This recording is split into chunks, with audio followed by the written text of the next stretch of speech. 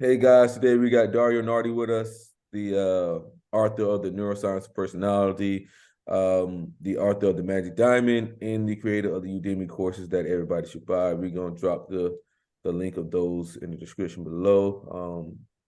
The reviews I've got from those so far have been really, really well. I like them myself. I feel like Dario does an amazing job. It can take you from a beginner to an expert. If you're a beginner and you want to find out your type, I highly recommend buying the first two courses. If you feel like you're more advanced, I would grab the third and fourth one. Um, the third is where he starts getting into the coaching. The fourth is when he gets into the brain scans.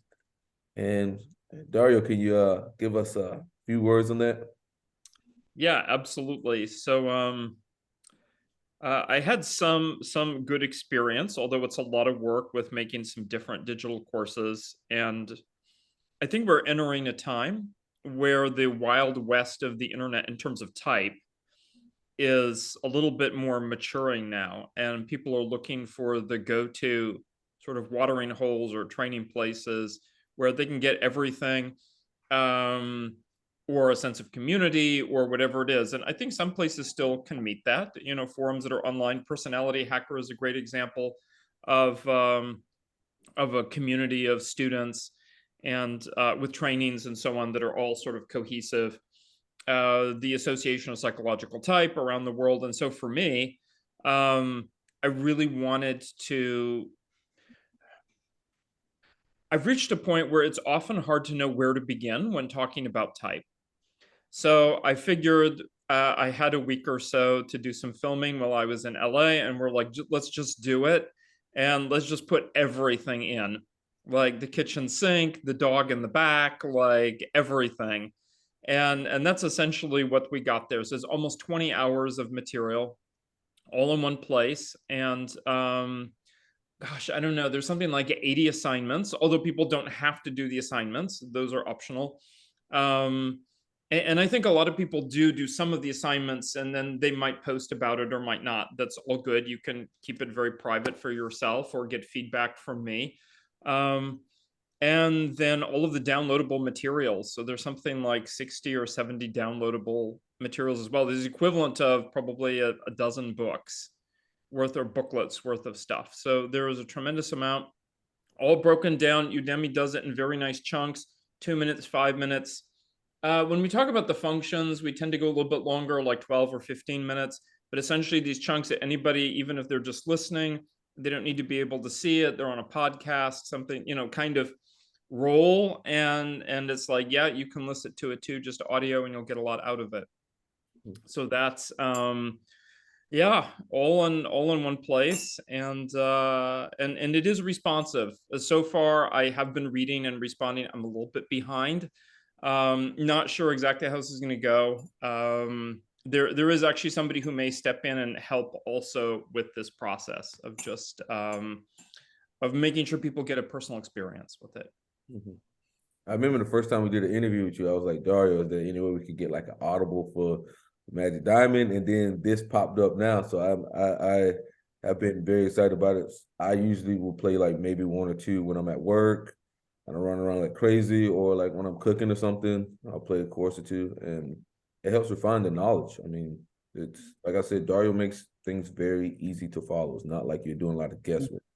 Like when you with Carl Jung, it's like, what did he just say? He's like scratching your head, like you read a chapter of Carl Jung, you gotta reflect, for 2 days. It's not like something you could just grab and go. So I really appreciate that, Dario. My question, I have a big question, and that's, can extroverts learn to be more back, like in the back of the brain, like an introvert, or is that like without it being like dominant or harmonizing, is there ability for them to actually have hope, like especially for an ENTJ like myself, is there hope for me to not just rapid fire instead and like be able to actually digest things a lot slower? Yeah, absolutely. I mean, listening to people over the years, even when there wasn't a particular framework in place, there was just this broad idea of type development that and I remember a gentleman who came in over 10 years ago with ENTJ preferences, and he was already in his 50s then, and really have been working on himself in a variety of ways.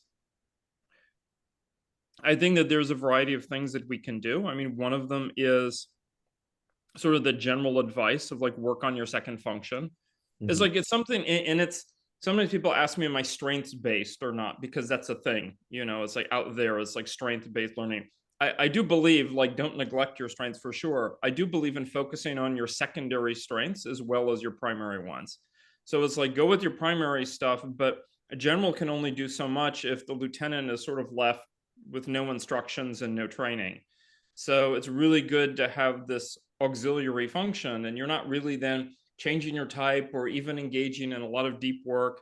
I'm not even sure how much you need, like how much your brain wiring is actually going to change. But now that you mention it, I mean, yes, of course, looking at hundreds of people, over 550 people now, and getting the demographic data, finding out where they work, like what is the sort of the outline of their life history, their academic major, their culture, all of these things, and noticing that, yeah, people can be wired differently. So we know just going and living in different cultures, like a Japanese extrovert is not nearly as extroverted as say an American or Italian extrovert is. I mean, that's just, there's like a cultural norm or base that we can work from.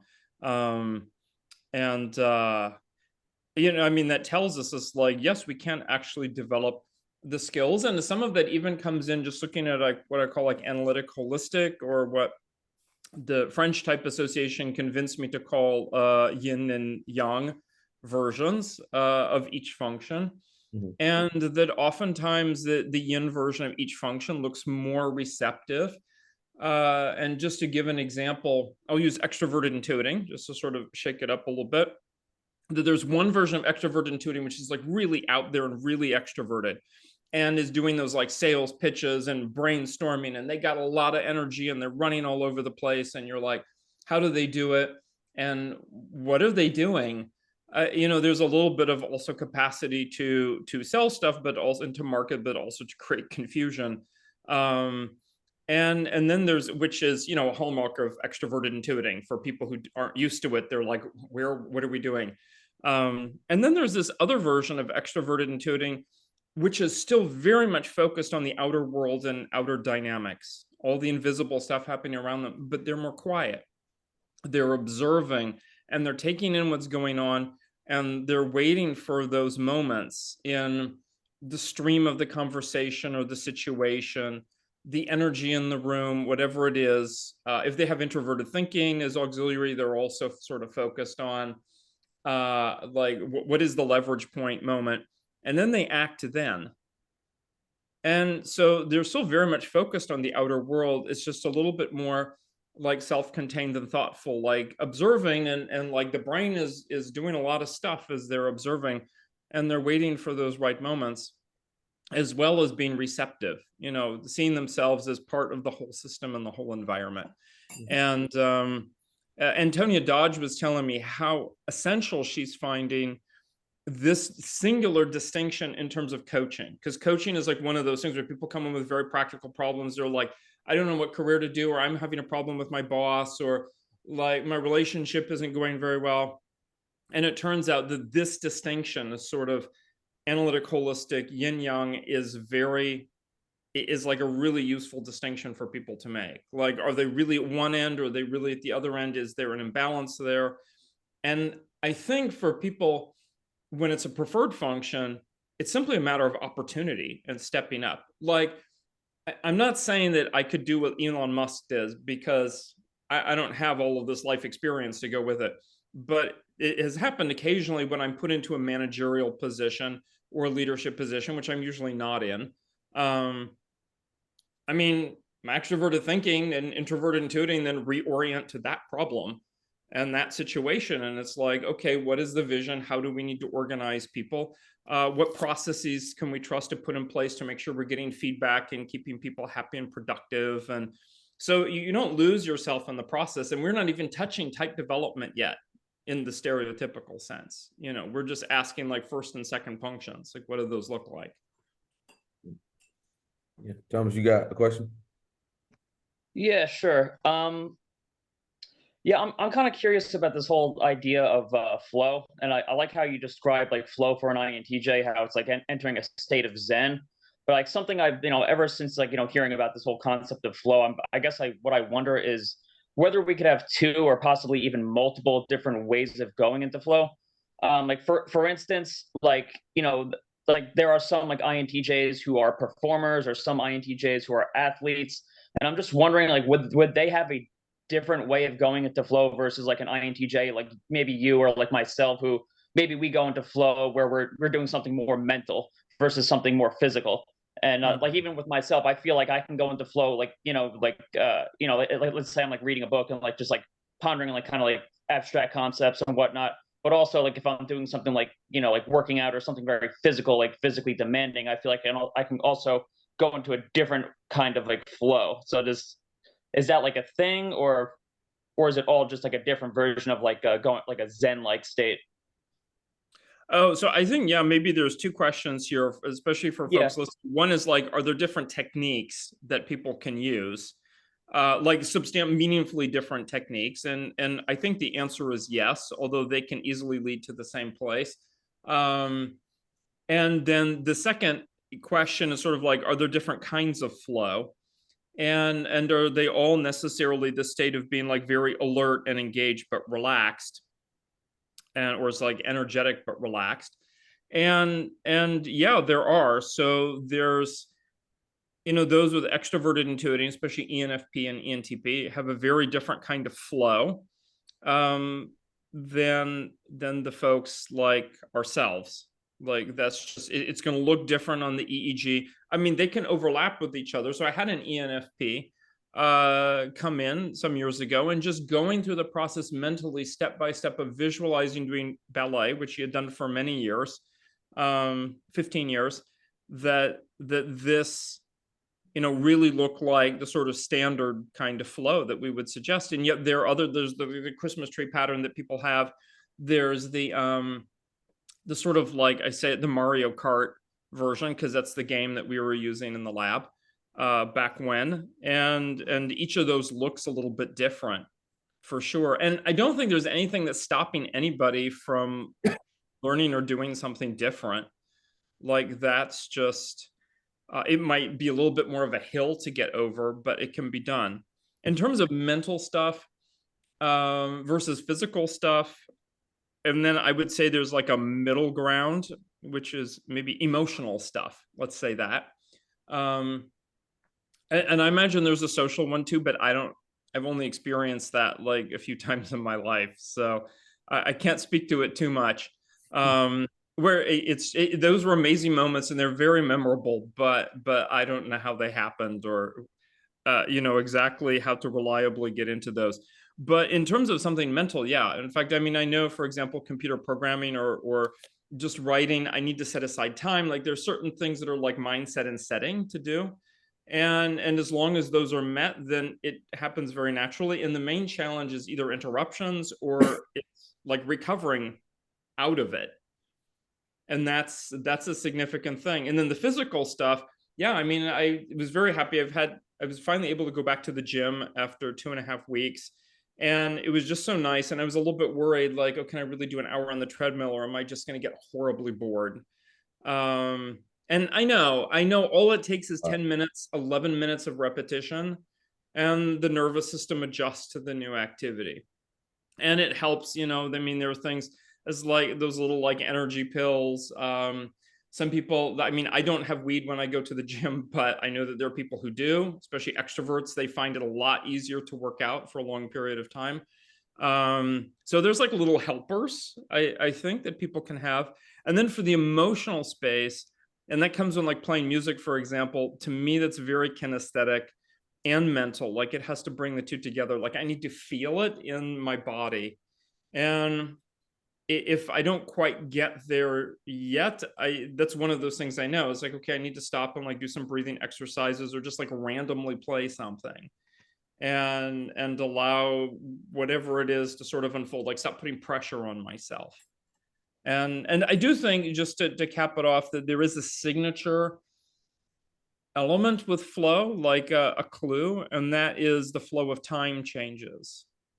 So our like everyday regular experience of time is different. Either it feels timeless, or in the case particularly of athletes, but I have to say, even in playing guitar, like my attention is focused on very specific things that I realize my brain is processing very fast. And the same with an athlete, like they're processing stuff very, very fast in that one particular thing that they're doing. And that to me is like, and so what feels like just a snap of a ball from the observer is actually like a whole mental process that the person is aware of and sees every frame of what's going on. And is the same for singing, to be able to be aware of like every note and the breathing that goes with it, and then the instruments at the same time, and having all of that. So just like these are what I call like waves and hooks, and to be aware of those. So maybe everybody finds their own way of getting to it, but I do think there are multiple techniques, and we can all stretch.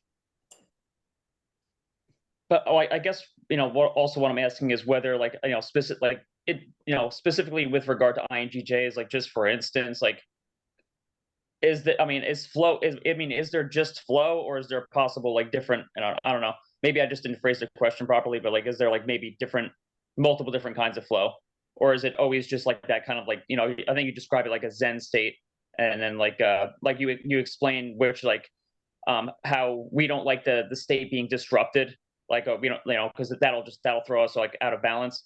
But I feel like I can possibly get into like a state of flow where it's like I don't get interrupted as easily. I'm like I'm in the zone, and like stuff's like not going to affect me as easily. Oh yeah, I'm familiar with that too. Like even a noisy or busy background, there are times when I can get into a state of flow and I don't even notice or care about anything that's Exactly. going Yeah. on in Yeah. the background. Yeah, that seems like a little bit more of a hump to get over, and I think some of it is physiological. Like, did I get enough sleep? Am I a little bit irritable?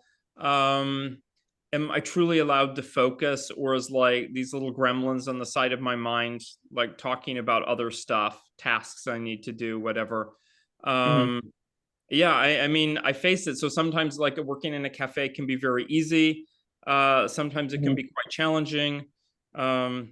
In Norway, I find it particularly easy because my Norwegian is not that good. So if people are talking around me, I don't know what they're saying. So that makes it easy. That's not fair. But I do think that there are things that we need to get to know about ourselves, and type is definitely one of those great things. I think if we got several INTJs together and asked them about what does it take to get you into flow, we're going to mostly say like 80 or 90% the same stuff. Okay. And so while there can be different kinds of flow that people will show, and I've seen it, I think some of them are just a lot easier for some types than others. Gotcha. Like That a makes lot sense. easier. Yes. Uh-huh. Yeah. Yeah. Like I was watching, like whenever I watch the NBA now, I think about like the basketball players being below. Like Exactly. Yeah. Yeah. because it's so much SE, and like this is way too much going on. Like I see why like I struggle in basketball because like, it's just too fast. It's like my brain just can't keep up with like all of that. Like they're just moving so fast and doing this, and you have to be ready and in the perfect spot. And if not, then people yelling at you. It's whew, basketball is something else. I think that Linda Behrens, who was my mentor through a lot of type, like the first 10 years or so, she would say that each of the four temperaments has a certain intelligence that's distinct from our functions. And for NTs, it's strategic intelligence, and for SPs, it's tactical. And we can parse out some details about what that means, but essentially something like basketball, which is an incredibly tactical game, I mean, compared to say baseball, for example, and I think even some other games that look very tactical on the surface, like hockey, I found hockey a lot easier than basketball. Like basketball for me is just like the impossible sport. It's not about like throwing the ball. It's really about that tactical element that's involved, and I think I would need it to have started as a kid in order to be able to do that. And for NFs, I mean, for all the folks listening, then so we've done NT and SP. strategy and tactics. For NFs, it's diplomacy. That it doesn't mean that NFs are diplomatic all the time, but they do have this natural intelligence. If you ask them to be diplomatic and push comes to shove, they know exactly what to do on like the psychological level with each person in order to make it happen. And it just like, you know, INTJs are not always strategic about everything. I mean, we can give answers to why we did something, but many times the answers just come out of an unconscious place. They aren't necessarily part of a big strategy. And then for SJs, it's logistical intelligence. So the logistics, you know, the right things in the right place at the right time. You know, if it comes to small stuff, I can do that, like my own projects. But when it comes to, I guess, what an ESTJ would do, I'm like, I can't do that day in and day out. Like I can do that for a day, a week, maybe. And then it will just literally drive me nuts. I mean, I've had this where I had a job when I was in college where basically I needed to be an ISTJ. And I did that all summer. But after the first week, I'm just like, I'm going to go nuts. It's not that I can't do it. It is just, and in fact, I found ways to speed it up and make it go faster and be more efficient. And it's like, okay, my brain like has something to do to set up some kind of strategy to make the whole job easier, which I did. And then after that, I'm like, there's really no way I can add more strategy to it. Like this is just simply the way it is, and we've maxed out. And I think that speaks a lot to like job positions and career choices, as well as things like sports. Yeah. Shelley, you have your question? Yeah, I was just curious if you've done any brain scans on anyone that has come back and had another one and have changed their personality. Like you mentioned something about a jacket, you know, your personalities are like jacket. Yeah, you know, I've had a number of people. I don't know offhand how many. I mean, more than a dozen, maybe 24 people come back. Sometimes just a few months later, where we expect doing the same kinds of activities, even if the details are different, they should get results that are the same. The literature out there does suggest that we can get the reliability at max is like 2 years, assuming that people are actually living their lives and doing, you know, some interesting stuff, not just repeating the same things they were doing. And I have seen differences. In fact, we had one person here in the client I work with who, after 4 years, had gone from a very high level position that he was really pleased with and working with people and generating ideas, his ENFP preferences, and getting into a job that was becoming ever more logistical and technical.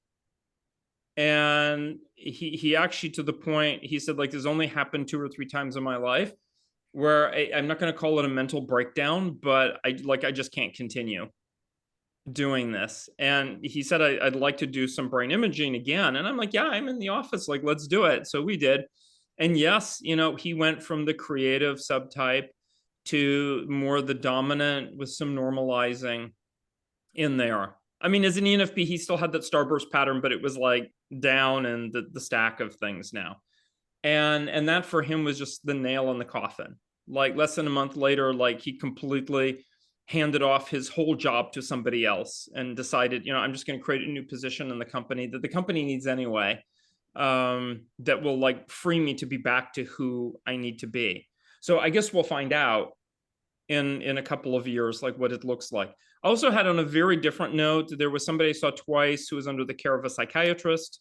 So it was in LA. And so I went to the psychiatrist's office and he brought me in a number of times. This was a gentleman with INTP preferences, and he had suffered brain damage from a car accident a number of years, like 15 years before. And clearly, I mean, and what I was told, had not really recovered. Like on the surface, in terms of interaction, he seemed fine, but he was unable to hold down the accounting job that he had before. And listening to him, like what I was hearing is that basically his SI went out the window and his TI was overwhelmed in a way. And what he was showing was a tremendous amount of, he's just leaning upon extroverted intuiting all the time for everything. Which he was in the wrong career to do. Maybe if he had switched careers or really even received some like good neurotherapy in the years afterwards, he might have done better. But the point is, we saw him And I saw one of these regions in sort of the right frontal area that's so involved with language, the abstract use of language. And that region was just like completely dark and disconnected. And that's just like doom for an INTP, because like the skills of the abstract use of language, like I don't think I need to say more. That doesn't mean that the region is dead, but it just wasn't well connected to anything and was having problems. And then he did, we did another session like a year and a half later, after he had gone through, worked with the psychiatrist and done a variety of things. I don't know the treatment plan that he had, just to see what had changed. And his overall pattern did become more even and connected. And I think for him, that's probably what he needed.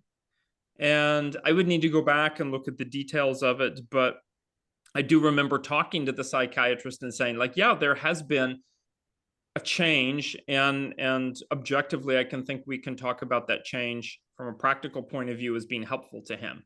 Because it's never good to see some region that's like completely disconnected. And, I mean, it's not really completely disconnected, but it's not a strength, and it's not even a secondary strength. Like, it's not strong enough to appear is some kind of meaningful connection. So just to see that he at least started to normalize again was great.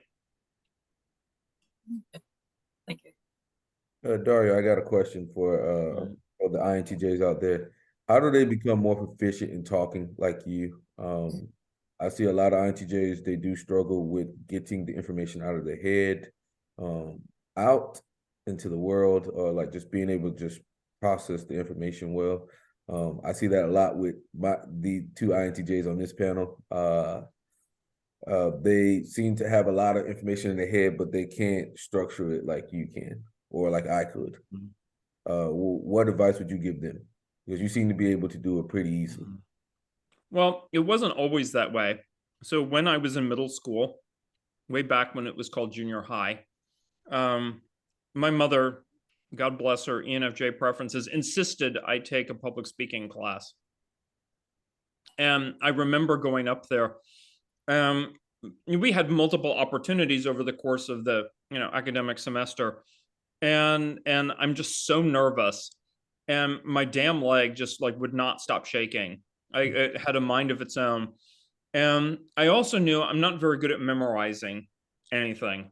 I remember concepts and ideas. And so I came up with this idea. I'm like, okay, what can I do? Well, I'm going to make an index card. And on the card, I'm going to write down like the 6 or 8, 10 points, whatever it is that I need to say in order. And I'm going to even give them different colors so that when I look down from one time to the next, I'm not like searching for where am I on the list of things to talk about. And that, that wasn't great. I was still quite introverted as a teenager, but it was a start. And I remember then as an undergrad, we had to present our like final engineering project. And that also was just like, I was so nervous. And it was a weird experience because it's in front of the entire aerospace engineering class, like all of the seniors. And there are 3 professors there. And they had already graded and reviewed my work. So I was presenting on something that I already knew what they thought. And there was one of the professors who absolutely hated my stuff and like would write on my paper, like, no, this isn't going to work. And this, and I'm like, I already ran the experiment, like it already works. And then the other professor had gone over one other one and crossed out what the first one said and said, no, like he's incorrect.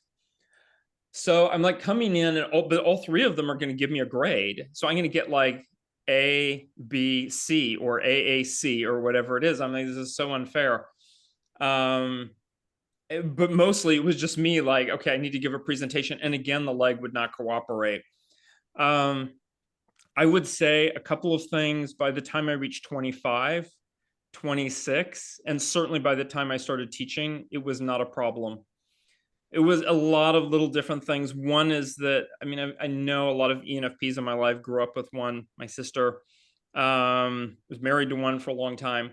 So it really made an effort to be like, okay, what are some ways to get more comfortable in front of other people and to help them be comfortable and to role model after ENFP.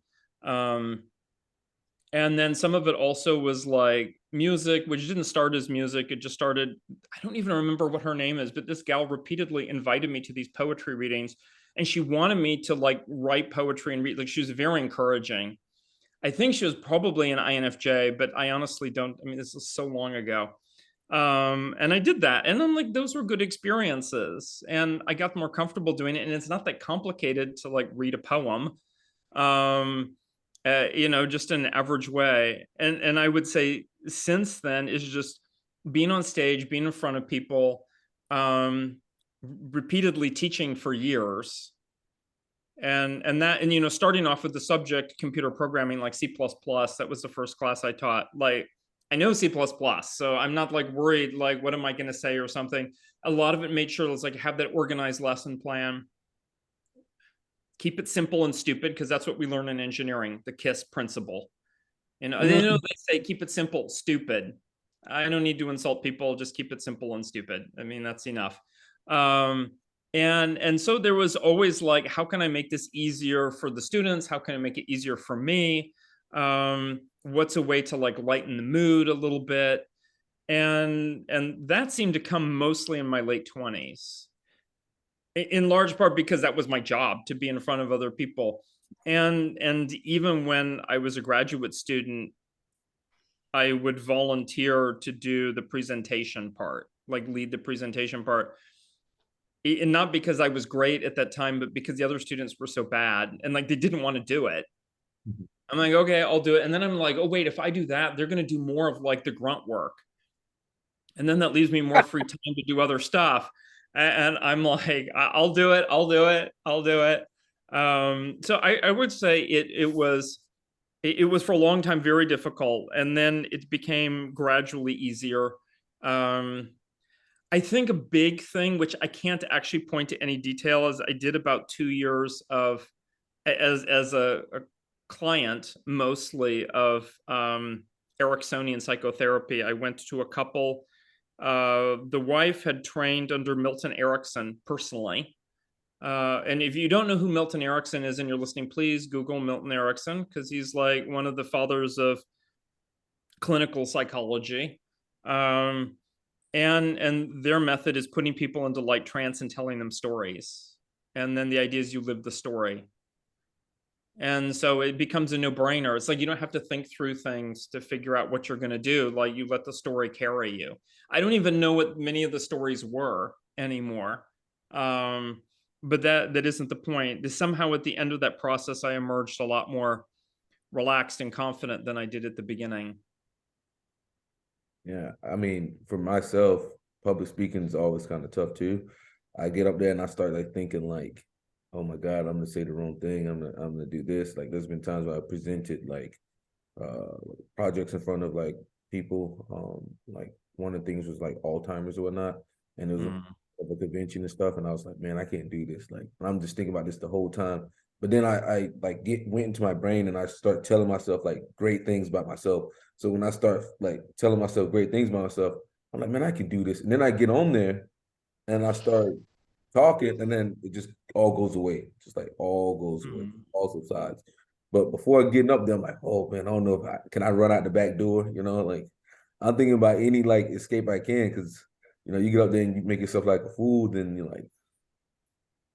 I mean, this is my overall advice beyond anything I just said. One is know your topic really well. You really, and as part of that, be willing at any moment to say, I don't know, or that's a good question. We can look that up afterward. And then the other is know your audience. And there are some audiences, yeah, I would not be comfortable with. I'm going to be frank. If I'm placed in front of a bunch of CEOs or people who are probably not going to appreciate what I have to say, then I really have to stretch and think, like, how can I adjust what I'm saying in order to match the interest of the audience? And it was, I don't know, like 10 years ago or so, I was asked to be at the last minute a speaker on a cruise, Mediterranean cruise. And they wanted a speaker for the people who are on the cruise. And they're like, we have 3 speakers, one in the arts, one in politics, and one in science. And the one in politics was like a former like state congressman, and the one in the arts was like an accomplished, I don't remember what he did. But the science person either fell through or they couldn't find it. And I'm like, okay, these people don't want like something complicated. They want the thing was just like, they want some stories and some case studies and like one thing to remember. what's the one thing I want them to remember going away? And that's the principle that I read, that to balance out every negative thing that is said or done in a relationship takes 5 positive things. Mm-hmm. And if I can just return to that and end on that note, then I know I'm like meeting the need of the audience. And that turned out okay. And I got a free cruise. So which I would normally never pay for a cruise. Like I love travel, but what a strange way to spend money. Thomas, you got another question? Yeah, sure. Well, I mean, since I don't know, since we're talking about INTJs, what are like 2 or 3 pieces of advice that you would give, like either a younger version of yourself or just or any, you know, an INTJ? I realize it may vary depending on that person's particular situation, but like what would be like 2 or 3 like most important things you think you would tell them as far as advice? So right now my mind is like searching through all of my like life experiences and little pieces of wisdom. I think at the end of the day, they're probably not that much different from what I would give anybody Really? in a coaching situation. One of them is your health. Your health is irreplaceable. Like, have a fitness routine. And I think we can say this to anybody. Now, how to do that fitness routine, like what will keep you in it and what is the most realistic thing, I think does vary by type. And this gal, Suzanne Brew, in the type community a long time, has a really great book, The 8 Colors of Fitness, that looks at the 8 functions and what are the best ways she's found to motivate people to stay with their fitness routine. And health is a part of that too. So I would say that's really important. The other thing is, I think there's a tendency for INTJs to use extroverted thinking on a lot of the small things and not necessarily on the big picture things. Like unless their work is in finance, they may not actually think about finance that much. Let's say that they're like a programmer and they're going to trust, oh, great, I got a job. At least I'm getting a paycheck. And we'll probably sort of neglect some of the things that are like, even though it seems ironic to say, like longer term within that specific domain of finance. So I'm like, use your extroverted thinking at the big level as well as the small level. You don't need to do it all the time, but like set aside a weekend, something like that, to really sit down, like speak with an expert. And my advice with INTJs, if you can, is find another NT. This has never failed me. Every time I've gone to somebody who is like, you know, an expert giving me advice about taxes, finance, the doctor, like whatever it is, I've never been disappointed going to a fellow NT. And just to get this like big picture strategies, what is a smart way to start investing and doing these kind of things? Because the fact is we live in the world and the world is not going to go away. And I don't want to be bitten in my ass when I'm 75. So, and that may seem like far away, but I know I have no problem thinking that far. So like just to start the process, even though like the creative things or the small things feel like they're more interesting. And I suppose that means stretch a little bit into sensing thinking or you know, that sort of practical element of it. The third piece of advice I would give is around emotional stuff. And I think some of the health and fitness things actually take care of that, because an INTJ, who has physical outlets, is also blowing off stress. And I think that as a type, we can underestimate how sensitive introverted intuiting is to the energy and I'm going to say like the group psyche around us. Like it's very easy to put up this barrier that's just like, no, it doesn't affect me. No, I'm not going to listen to that. But the fact is introverted intuiting works best when it's like it's all of its antennae are out and it's soaking up information in the background. And so I would say, you know, it can create stress, and finding ways to manage that. But in the emotional realm, I'm going to be quite frank, like it never ends. Like the neurotic boundary for INTJ, like ISTJ, is introverted feeling. So we're always going to have ups and downs in terms of emotional stuff. And that's actually how we grow. So it can happen. I mean, I remember a younger friend of mine INTJ calling me after a breakup in a relationship. And no, he sent me an email. And my advice in the email is like, don't close yourself off from the people around you. Like, don't take your toys and go home. Like, remain engaged no matter how you feel right now. And it's funny because I didn't hear from him from a few days, and he came back and he says, my first reaction was that I was really insulted. And I'm like, this is useless. And then he's like, then I realized you were right. Like, it's just, and it's the same advice, you know, you give to a lot of people after a relationship breakup, like, get back out there and don't close yourself off. So I would say, like, learn to live with it. In all fairness, at least it's in the emotional domain. I mean, imagine a type like INTP, which is constantly terrorized by the physical environment when they're not ignoring it. And I'd much rather have emotional issues than like physical environment kinds of issues. And so that's just sort of par for the course. And then finally, the fourth piece of advice is really remember what our superpower is. And like my title now is creative director. I was talking to another INTJ I've known for a long time this morning. His job role is insights manager. That's his official title, insights manager. I mean, isn't that just perfect for INTJ? Like own it. Like, take what it is going to do, what it takes in order to like step into that role. I think the challenge is that maybe in our 20s, and certainly in our teens, like, that's not a job description, and that's not something that's like gets kudos about anything. But eventually, by the time the 30s roll around, it is something important. In an information age, like, how do we manage insights? How do we direct creativity? And so I would say, like, learn all of the facets of your dominant function. And like, you know, you don't have to like share everything with everybody, but like train that puppy and exercise it, and you know, don't run away from it. Yeah. Well, that's definitely some useful advice for sure.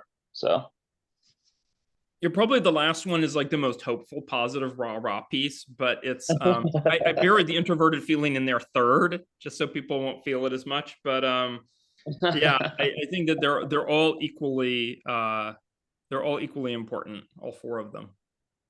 Yeah. Joe, you got anything? Yeah, so you have on Udemy profiling sessions. I was curious, are you gonna try to make a game or an app? Oh, so that's a good question. Yeah. So the client I've been working with here for the past few years has built this set of, just for folks who don't know, interactive game-like training scenarios. So these are using the Unity engine, which is used for a lot of different video games, one of the engines. And people go through a series of these. So it's essentially like a season of a half-hour TV show, except that they're interactive every minute or so, making some kind of choice. The characters in it, the places, the scenes, all of that have technical challenges. They have social interpersonal challenges. All of the NPCs, the characters have types. I mean, that was actually something specifically asked of me. There's also like gender and ethnic diversity that depends on what the client needs to reflect their environment. So I'm coming with this wonderful, like, pretty easy to use tool. And my role is already to write all these scenarios. And I'm thinking, you know, one of when I was introduced to type in the 90s, there was no learning type over the internet. That people didn't type celebrities, you know, by watching their videos or something. The people went to live in-person events, and they got professional training, or at least supervision and feedback. And that was my experience with type. And now it feels like that, yeah, I mean, people can do that in their private lives. Yeah, I'm going to sit down and type my friend and introduce them to type and so on. But I really felt like, is there a great way to help people learn profiling or, you know, type watching in a way that is reinforcing good habits about type? and helping them listen at another level, not just the behavioral trait level. And I mean, this is one of the things, academic psychology, they're so obsessed with traits and behavior. And I don't know, that feels very 20th century. I mean, it's very important, obviously, behavior.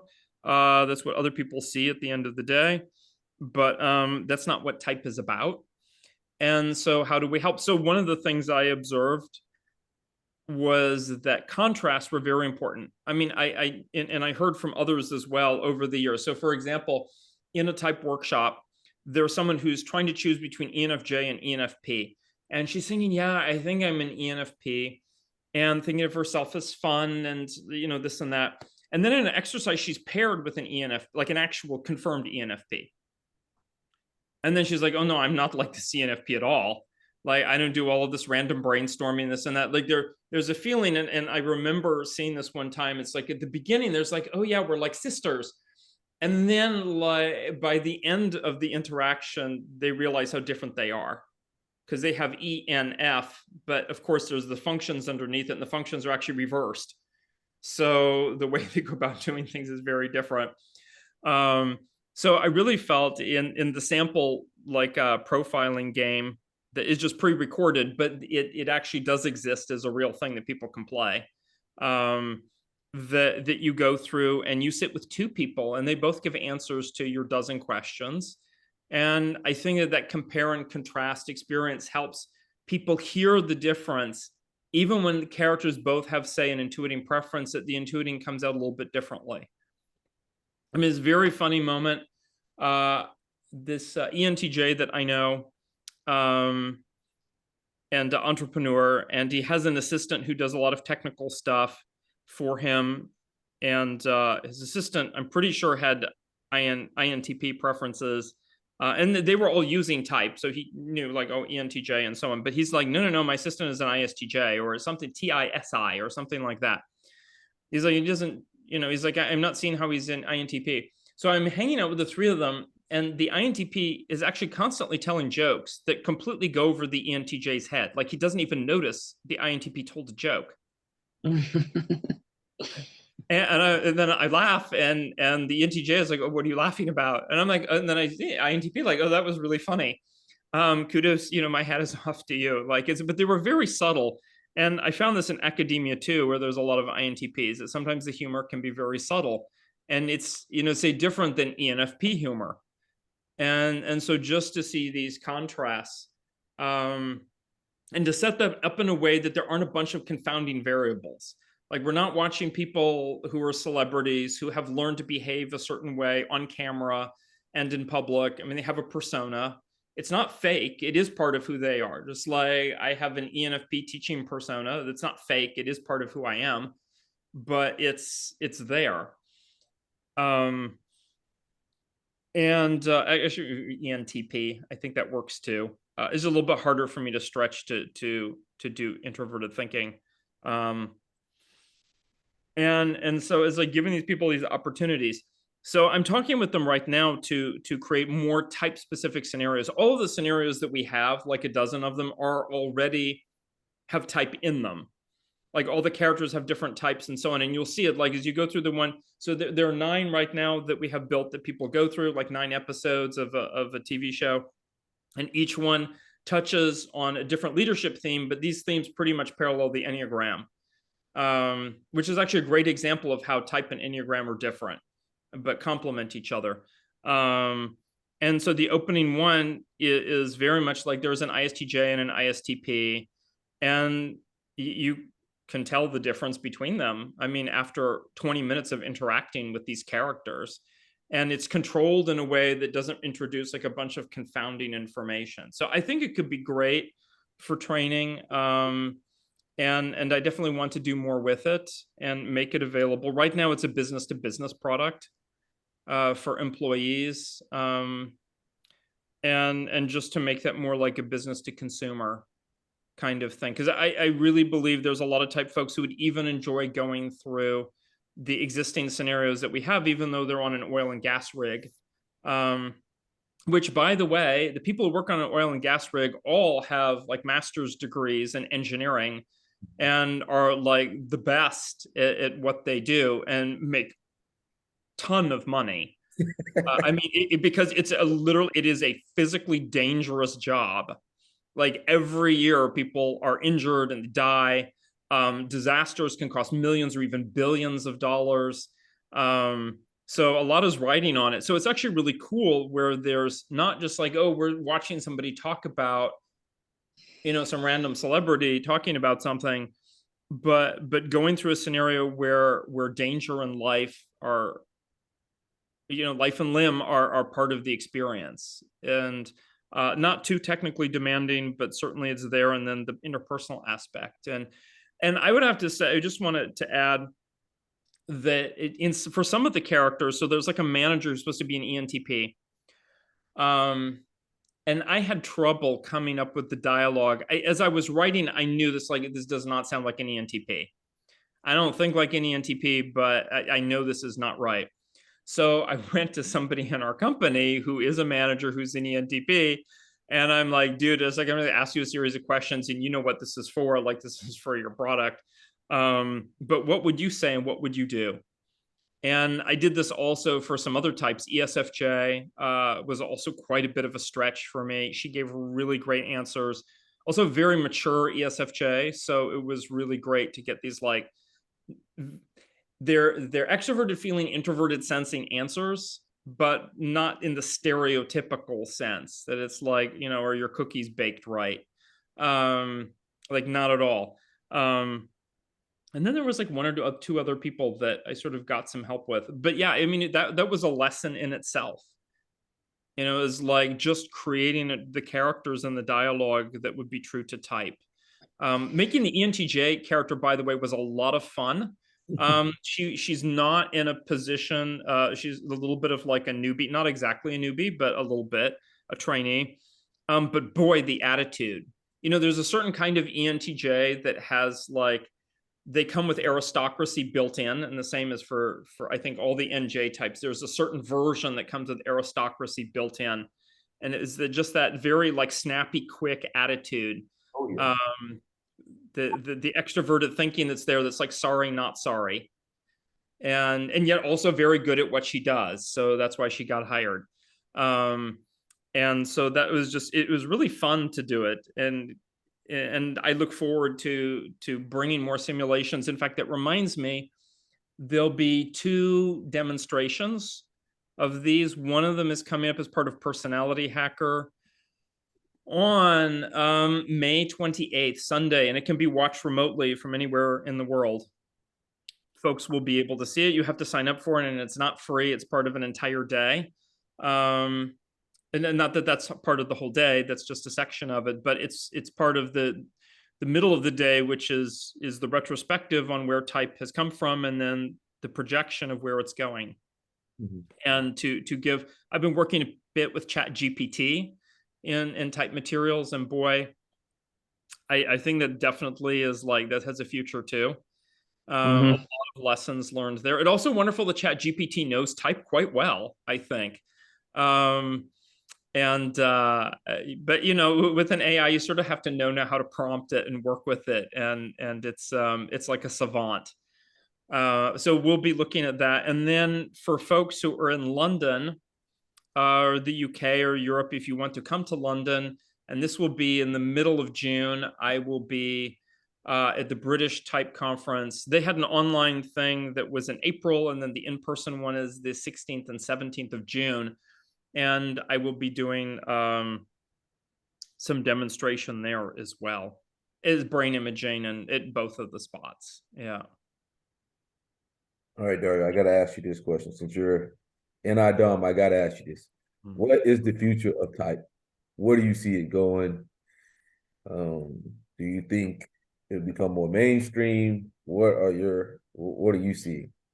So the reason that academics don't like it for real, I mean, this is like my flippant SP answer, is because actually type is already mainstream. In fact, it's tremendously mainstream. If you look at the numbers in terms of adoption and use, it is not only still the #1 instrument and model used in the world, the number of people who are going through what are now at certain websites being built as like online training programs, or not just you go and take the assessment, but like they have some elements that go along with it. are moving from tens of thousands to millions of people around the world. You know, there's over 7 billion people in the world, and a lot of people speak English, and even many things now are appearing that are not in English. I don't think type is going away at all. In fact, the success will continue. And I think a big reason is it's very easy to use and understand. Like, it is a marketing golden calf in terms of, yes, you know, that this is pretty straightforward. And who doesn't want to hear or read something that's like 80% positive, you know, and gives advice about development and like fills in the questions and the holes. And all it takes is a 4 or 5 letter code. And that's a really great starting point. And then people can go deeper. I think the other things which are becoming clear, I think that there's there was like a Wild West for a while. And I do believe now, especially with AI, there's a certain level of consolidation that's going to happen in terms of the community, the type community at the professional level used to be very fragmented and specific to the regions of the United States. I mean, when I started in the 90s, there were like 12 regional chapters. And really, even though there was a national organization, basically everything happened at the chapter level. Now, the different type communities in different parts of the world, whether they're in Japan or they're in France or New Zealand, England, the United States, are now all beginning to communicate and share information and come together. And then there are type organizations which, like Personality Hacker, which don't really care about where you're coming from. If you want to participate. And then there's a whole process, and it's supported in a much more modern way with things like podcasts and videos and like go at your own pace training programs and stuff like that. So there's one reason that, you know, doing the video trainings on Udemy is like, let's hook in to, gosh, what I hope is the future of education. Like, I taught a long time in university academia. I loved the students. Some of the faculty were fine. They were good to work with. The staff were amazing. The administrators were, I shouldn't use the word monster, but just like there's a certain kind of person that's drawn to lasting defensible positions of power with low supervision. And that's, you know, a tremendous amount of money flows through it, and students are more, and when I would talk to them, more and more dissatisfied. When they said things like, yeah, the thing I got most out of UCLA was the extracurricular activity, and they didn't mean partying. They meant like all of the other stuff that the students were organizing and doing, like internships and, you know, like travel abroad in order to build houses or help the poor, like whatever it was. You know, things that we're also meeting and like, yeah, let's in our club invite in like the latest speakers out in industry and technology, like whatever it is. And yet the students end up, you know, like $80,000 in debt, and for what? So I'm really hoping that there will continue to be this movement away from this sort of like spoon-fed, pre-programmed idea of education. It's like very like 19th century, not even 20th century, like very 19th century. I mean, university systems started in, what is it, the 1100s? And we actually haven't changed much the way it's taught. Like the content has changed, but the way it was taught, including even the arrangement of physical departments, and they find that they're going to be in different buildings, like that started almost 1,000 years ago. Not saying it can't work, but I think that there are some improvements. Then on the other front, I think that things like interactive training scenarios are going to be big.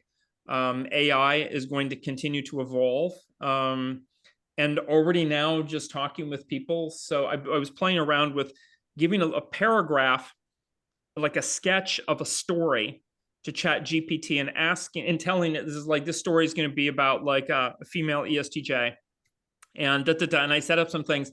Actually, I'll use the male ISTJ story as an example. I actually didn't know how the story needed to end, because it needs to be like a parable with like a slightly surprising ending.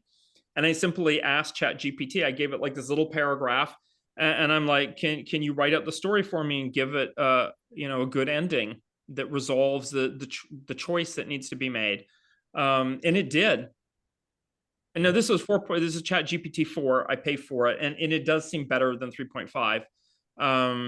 but nonetheless, so I was sharing this with some colleagues, and one of them who works as a coach for parents and their kids, families, she's like, oh, wow, like I could make stories like this that are even tailored to the families that I work with.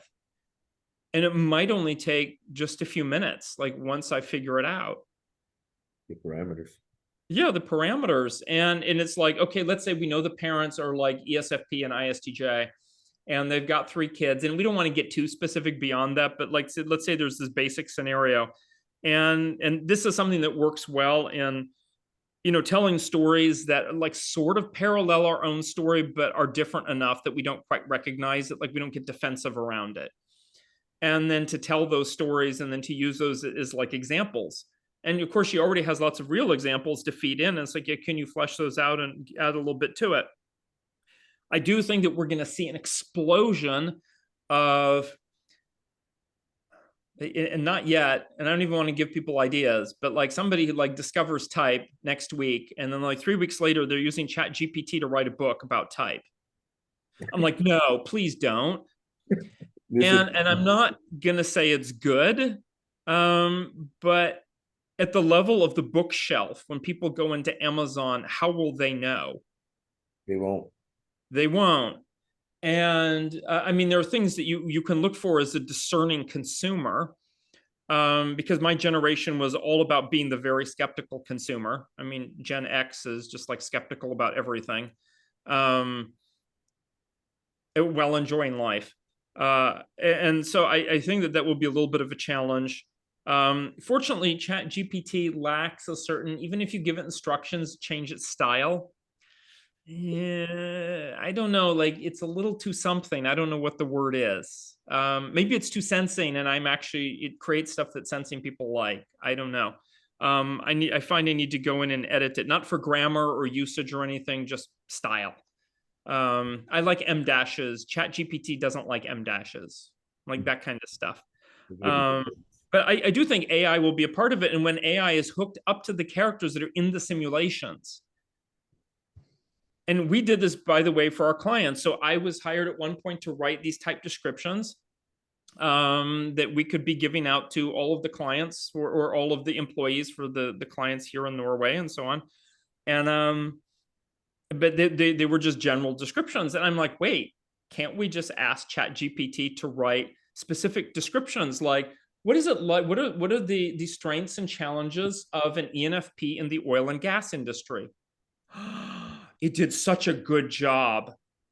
Like a little bit formulaic and like too on the nose for maybe us as people who know type. But as someone being introduced to type, I'm like, no, these are perfect. It took like 5 minutes to create 16. Like 1-page descriptions that are like specific to the oil and gas industry and yet about that type. Never thought so about like that tailoring and the personalizing that can happen, I think will be amazing. And then not to neglect the neuroscience part of it, that there's going to be, I mean, sometimes I'm like, no, like, I don't know if I need to really do more research. I need to focus more on just crunching the numbers I have and publishing stuff. And my business partner in France is like, no, but we can do this and we can do that. And let me do this other thing. And so it's great. He has a lot of energy, and he's an ISFP. So he actually acts on, when he gets an idea, he wants to act on it. And happens to also be a pretty good programmer and has great artistic presentation skills. So there we go. I mean, I guess I'll be continuing in neuroscience still. His particular interest is interesting, as he really loves working with somebody, not just doing one protocol, but yes, giving them a protocol, but then having them do a set of like 4 or 5 distinct activities that are different for 10 to 15 minutes each, like playing the piano versus playing a board game with a friend versus cooking a meal. And it's a wireless headset, so we can do all these things. And he's like, how does the brain change as we change our context and our task? Mm-hmm. And what does that tell us? And like his own brain changes, he was the first subject for this wanting to know. And I'm like, yeah, those are really good questions. Mm-hmm. So I think in every sphere, things will become more personalized, more based on simulation or experience. I don't think in-person experiences are going away. And in fact, like going to the Personality Hacker Live event next week is like people want to do stuff in person, but it's still experience based. Enough of this like random book reading. Nothing wrong with books. I like books. But I think that actually type has a very bright future for the next 20 years. I think there'll be some challenges, and yeah, that's my medium length answer. Pretty good. Nice. Yeah. I just think going forward, just one thing that annoys me about type is just the information out there.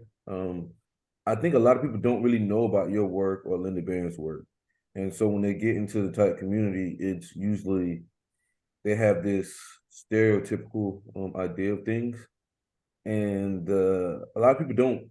It's just naturally. I just think maybe it's an NT thing or something, but they don't want to dive deeper. Like I don't know what it is. Like I'm like pulled to like just keep diving into deeper and deeper in things. I don't notice that with a lot of people. They're just like, okay, I got enough information here, and I'll just apply it and use it, and then it just spreads so much chaos.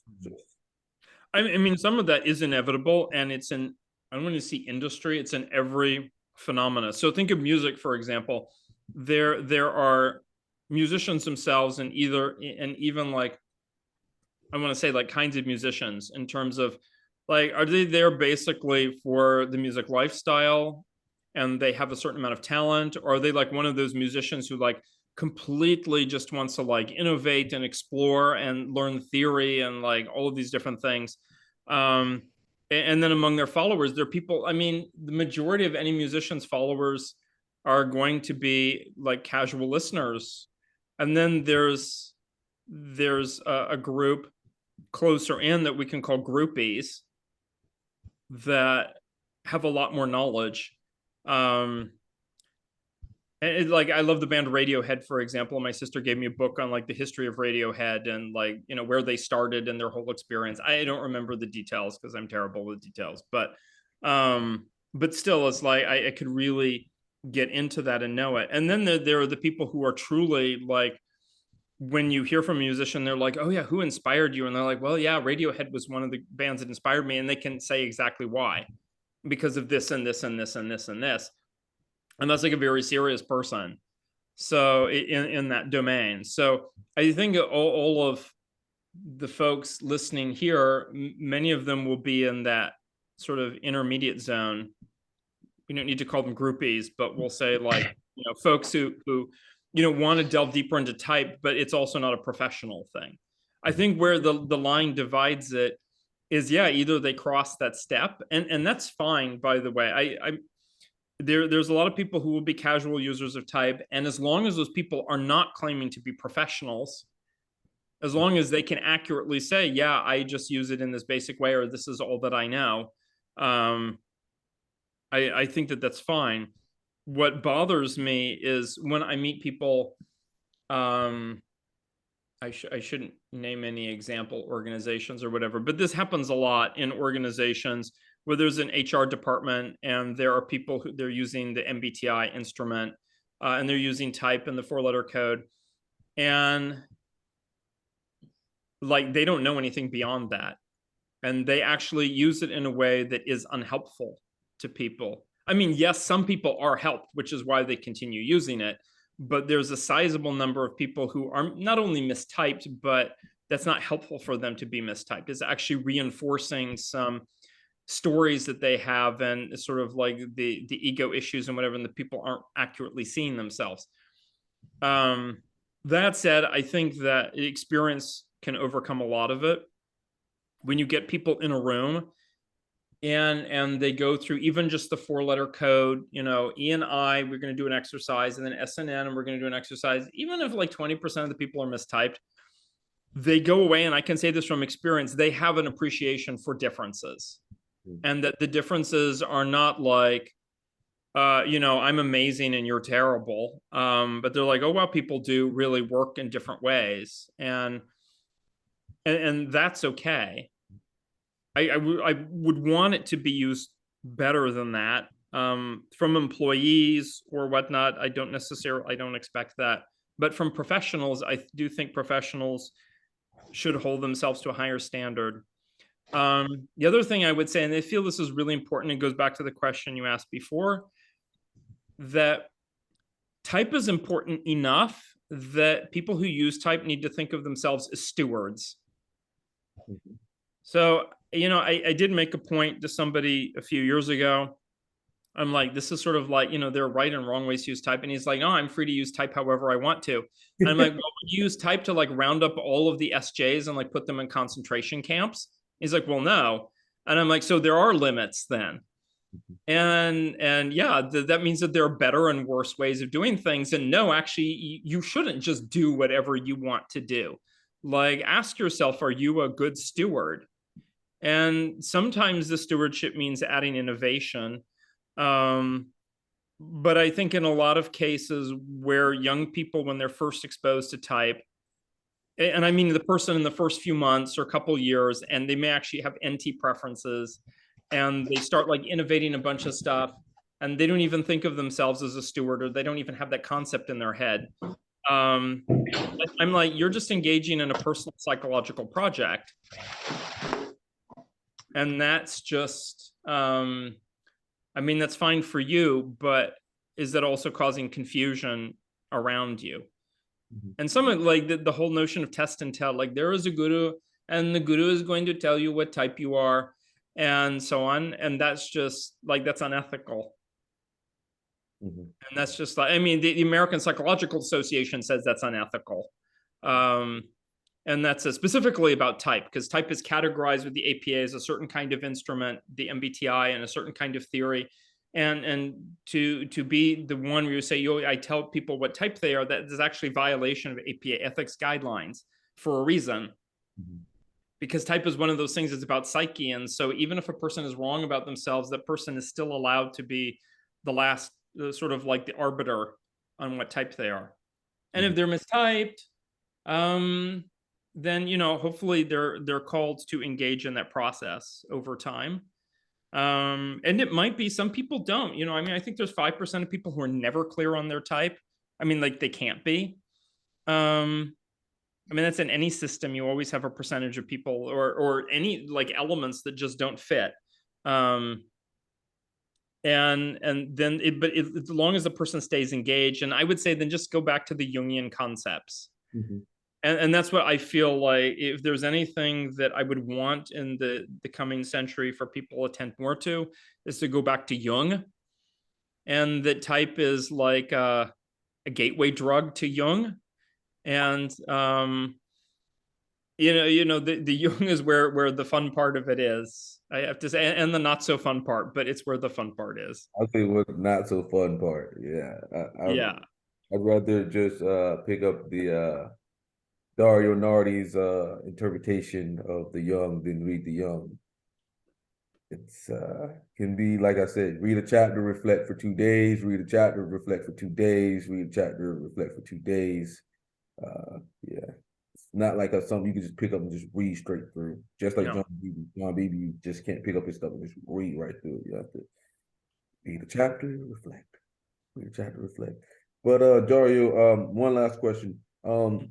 If you were, let's say, for instance, a dominant INTJ, how would you go about becoming, like, let's say if you wanted to become a harmonizing INTJ, how would you go about that? But there are differences, like you said, or like with the testosterone, serotonin. Yeah. I mean, if it is specifically to that very specific question, I would say as an INTJ, do a lot more in a job or career, one-on-one, face-to-face kind of work with people, which is very different than sitting in front of a computer or working with a group of people or being a leader of a large organization or whatever it is. I mean, what seems to correlate the most in terms of brain wiring is not just a career choice, but the kind of position. Or I would say, like, what does the person do in their career? Like, you can take 3 people who are consultants, but how they consult can be very different. So you sort of have to dig into that a little bit. And so to do more harmonizing, I mean, you can't just sort of say like, yeah, turn up the estrogen or the oxytocin dial on your body. Like, it doesn't work that way. But well, I mean, oxytocin, I mean, that comes from every time you have touch contact with somebody else. I mean, that supposedly that increases oxytocin. But it's that working one-on-one with people. And if a person wants to be more, and by the way, obviously that may require some substantive changes in the person's like daily routine and job choice. Like it's because the brain is the reflection of how we develop. And if we repeat something every day, if it's a little hobby, that's fine, but that's not going to change your brain. Although you could start it as a hobby to see how it goes. For people who want to do more like creative subtype, I mean, that's associated with dopamine. And that, by the way, that's just me making a correlation with Helen Fisher's work. I don't actually look at the hormone levels. It's just like there's an uncanny resemblance between her work and with neurotransmitters, and then my work with brain imaging for networks. You know, I think one is I want to say live a more bohemian lifestyle, but not everybody can afford that. So it's about being more engaged creatively and being more of an explorer and taking a few more chances and being a little bit like daring to do some things which are unconventional. And that would sound like, oh, isn't that type specific advice? And I would say no, because there are plenty of SJ folks, for example, who are creative subtype. I mean, I know some of the ISFJ preferences. ISFJ and INTJ are actually quite different from each other in some very key ways. Our creative process is almost identical. Like what our interests are and like what we need in our environment and like how we get started and that kind of stuff. I don't create in the same way he does, but I mean, the same content, but still, there is like a creative ISFJ, which is very different from like accountant ISFJ, you know, that's out there. The needing, well, okay, so his client has tasked him with creating something new, and he's going to build off of his giant database of things which are familiar, and his introverted thinking, which tells him that there are these principles of like how you're going to meet this particular kind of, say, like film requirement or event requirement. But nonetheless, like there's the attention to the creative process itself, and which can be, you know, does not mesh well with normalizing. Normalizing is not interested in like your unique and quirky creative process. The dominant folks just want to know, like, can you output it? Can you deliver or not? Yeah. And the harmonizing folks are like, that's great, but like, you know, the creative lifestyle has a lot of ups and downs, and it isn't all, you know, think of something extreme like Picasso as an example, just in general, of a creative lifestyle like that was not necessarily a happy or emotionally rewarding life. I mean, he had some issues.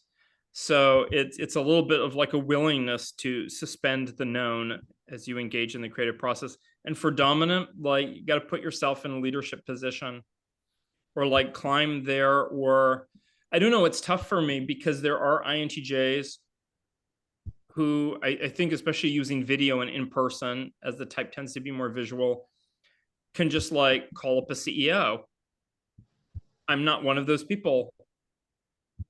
Like, I'm just not comfortable with that. And that's, you know, it's like public speaking for other INTJs. It's just not a thing.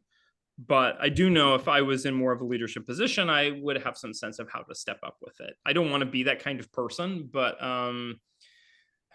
the dominant subtype tends to be obnoxious at times, and that's I prefer to not go there. And you know, there's just what I want to say is like the dominant style is like yang everything. You know, whatever your dominant function and auxiliary, and it's like this very yang energy to it, and it's like I don't need to, I want to be more balanced than that.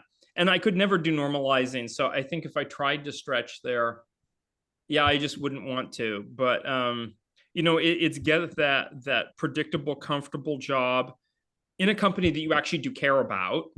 because that's an important part of serotonin, is the welfare of others. Not in like an empathy way, it can be completely cognitive, but still like a caring for what's going on. And that would be tough, but there are lots of INTJs who are normalizing subtype. And if somebody is normalizing adjacent and is feeling like, well, for the needs of my family or whatever it is, I need to like buckle up in a certain way and be more normalizing. I mean, we can do that. I'm just like, just give yourself, I mean, habit building can be as fast as 3 months, but I would say give yourself 2 years, because that's what the neuroscience data, not my data, other people's data says, is just like give yourself 2 years, which is very small in terms of a life.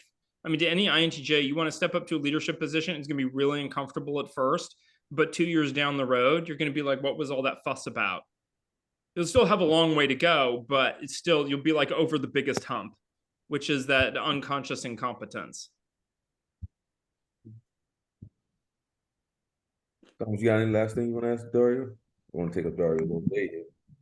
Yeah, maybe just one more. I'm curious if you found, because I'm always looking for like patterns. I'm curious if you found like kind of patterns with regard to type among siblings and type among like children and parents. Like I noticed that it seems like a lot of like you have an ISTJ father. Well, you say your ISTJ father, ENFJ mother. My father's also an ISTJ, and I think I've known at least one other INTJ who had an ISTJ parent. I think actually Shelly, right? Don't you have an ISTJ parent or no? No, my dad's INTJ. Oh, okay. Oh yeah, Mother that's was right. ISTJ. But yeah, and I noticed like a lot of ENTPs will have like an INTJ or ENTJ sibling, so on and so forth. My mother's an ENTJ. So have you like, I don't know. I just like to engage with patterns and see if I could pick any out. Have you found any kind of like meaningful patterns among siblings or children and parents? I've given this a little bit of thought, but what comes to mind is actually, and unfortunately, I don't remember where this is or even when this is, but I think in the Milo type database, it's part of the Center for Applicational Psychological Type. If you go to capt.org and hunt around a little bit, you'll find their research library, which is called Milo, MILO. I do believe there is actually some research on this, on type and parents and siblings. And I know this is not true for other families, but this is very true in my extended family, that like everybody seems to be like half of their letters from one parent and half of their letters from another parent. And that there's just sort of funny the way that is. Predicting like who gets what, I don't know. But there does seem to be an element to it. And the Minnesota twin study, so that was like they gave the MBTI to adults who were identical twins raised separately. And the correlations were the same as with 5-factor model, and maybe they used a third one as well. That is like 40 to 60% heritable. So if say introversion, extroversion is 40 to 60% heritable, then if both parents are introverts, for example, what's the chance that the child is going to be an introvert? Now, I think if we're just talking about one child, that's not a very good statistical sample. But, in the old days when there were 5 kids, probably there would be a bias in a particular direction, especially if you looked at like the whole village and saw like, yes, overall that we're seeing biases, that the 2 intuiting parents are more likely to have, of their 5 kids, 3 of them will be intuiting instead of 1 of them, or whatever it is. So I certainly think there's an element of that. The other thing is that there's this natural role modeling that happens, like when we're small, in the first few years of life. I mean, it is really funny. If you got my dad and my brother and I together, like we're all obviously related. Not just in terms of appearance, but in terms of, mannerisms and probably even little quirky things. And I'm not going to say that's, all genetic per se, but probably a bit of it is also just modeling, just copying off of, and then the same, you know, my grandfather, my dad's father. Now, if you take the four of us, we're all IT types of a different one: INTP, ISTP, ISTJ, INTJ. So we got some stuff in common right there, which maybe makes it easier to role model. I think sometimes funny things can happen, like say INTP born let's say her mother was an ESFJ, then that's really like a big stretch in terms of type. I have met families in which there's usually at least there's one kid, when they have multiple kids, who like is just not like the rest, and it must reflect some like developmental aspect of the parents, or like has to figure some things out for himself or herself. And you know, I know other people, to make a short answer, I know I've read about and other people have looked at this, but I myself have not. Like, it's a good question. I've asked about it, and that's the limit of what I have. Yeah, that's all right. Yeah, it's just a curiosity of mine, you know. And I, you know, just the whole question of when does type actually begin? I mean, does it begin, you know, at birth, before birth, at conception? When are we actually imbued with whatever type we are? I mean, I realize, like, you know, as far as like nurture and the environment goes, like that's going to shape, you know, how our type expresses itself. But yeah, I just think it's a curious question, and whether I mean, is there some kind of like, you know, maybe is there some kind of pattern, like, you know, that we're not seeing, as far as like, is it possible maybe down the road to be able to predict, you know, within, you know, some degree of you know, with some degree of error, like what type, you know, two people might have as a child, you know? I just think it's an interesting question to me. So Yeah, it's so to give you some. So there are two pieces of information I can add to that, and one of them is, I'm just hoping I can remember her name.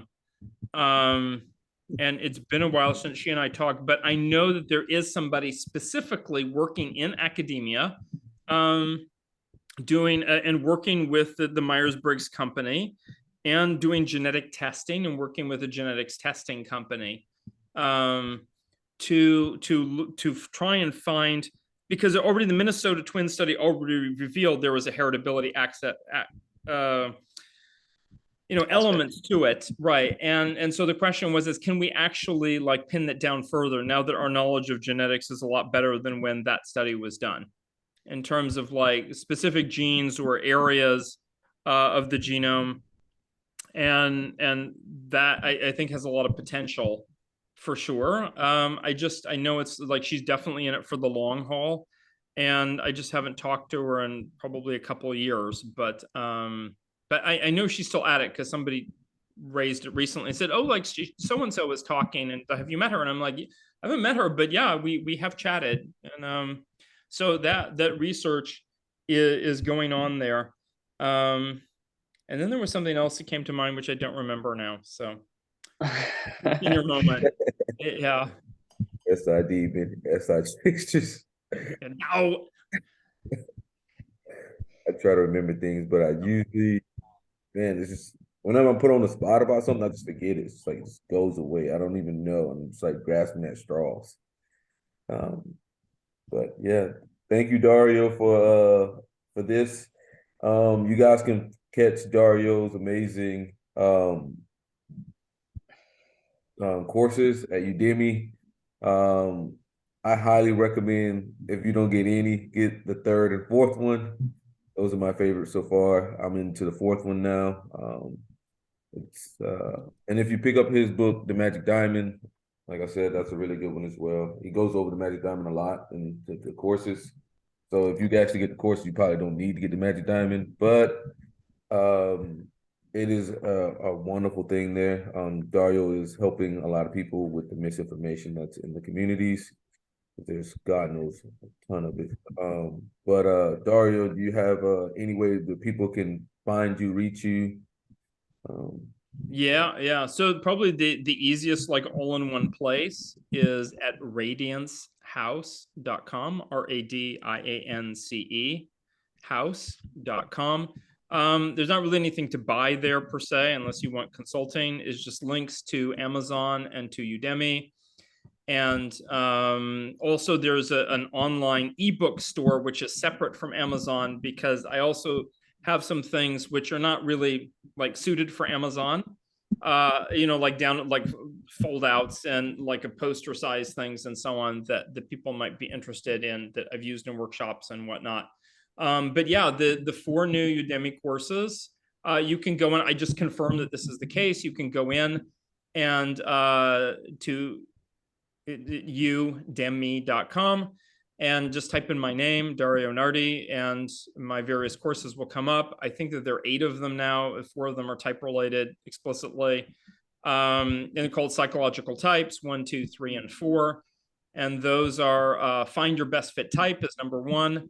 And I encourage people, even if you know your best fit type, go through it, because I lay out a lot of the little things, like the metaphors and the ways if you want to introduce it to other people, and just like the ethics guidelines and this concept of triangulating to your best fit type and subtype. The subtypes are in there, not in a big way, but they're in there. And then number 2 is develop your personality, which seems to be a phrase on Udemy, this idea of developing your personality, but it's the 8 functions plus. And then coaching, TLC, teams, leaders, and change. And that has a lot of activities in it. Even if you're not a coach, you can do the activities, have a lot of fun with those. It also introduces temperament and interaction styles, which are a different way to arrive at 16 types. And then the neuroscience of personality, of course, I think people would expect that from me, and that is a course too, that's there. And together they're like 20 hours of material. And the assignments are optional. I do encourage people to do those. There's lots of downloads. Right now, I just checked also that Udemy, well, the Udemy has a sale once a month. This is like, a pop-up sale where you can get things for cheaper. So what would normally be like a $69 course is then like $19.99. Or if you're new to Udemy, they might even mark it down to $9.99. Which is like a lot, that's not expensive at all to get 5 hours worth of material in something. And so I encourage you to take a look. And not only that, might I add that the courses are not just me.